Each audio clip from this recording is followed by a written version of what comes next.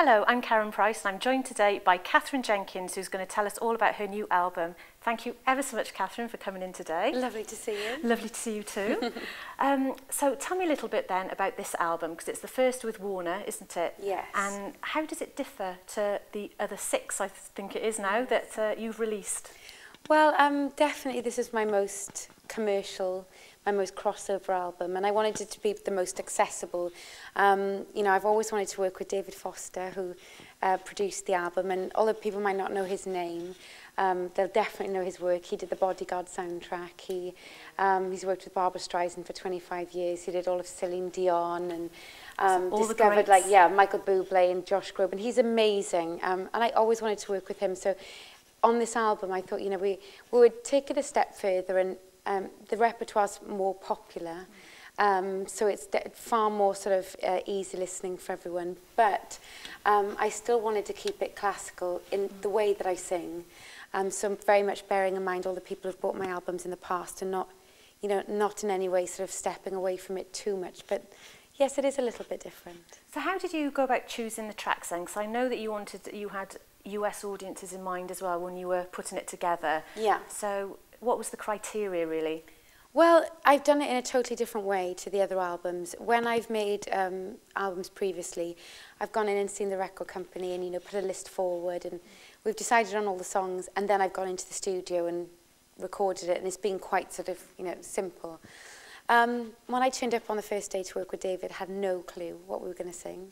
And it was all about just kind of picking songs, you know, brainstorming and just coming up with ideas, whether they be good or bad, and then getting around the piano and, you know, just singing stuff through, and it was more organic. And as a result, you know, I feel like I know the album so much better. You know, I was there from the moment of the idea to creating the arrangement around the piano, and I've actually really enjoyed the way that it's worked. So you've been fully involved then from the Completely. beginning, which I couldn't have been any more involved. Yeah. And you've got the fantastic Evanescence track on there, yes, which I think is completely different, isn't it, for you? People aren't going to really be expecting that. Yeah. How did you choose that one? And you're working with dance artists as well on it, aren't you? Dance producers. Yeah. So, well, apart from the classical stuff on there, you know, that people would expect, we did want to do a few wild cards.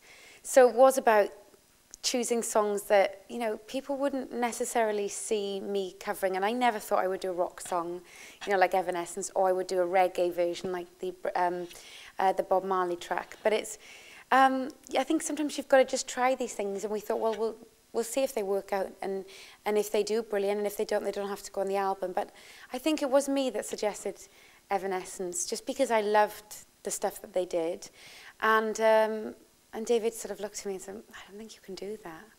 And immediately, you know, that's kind of...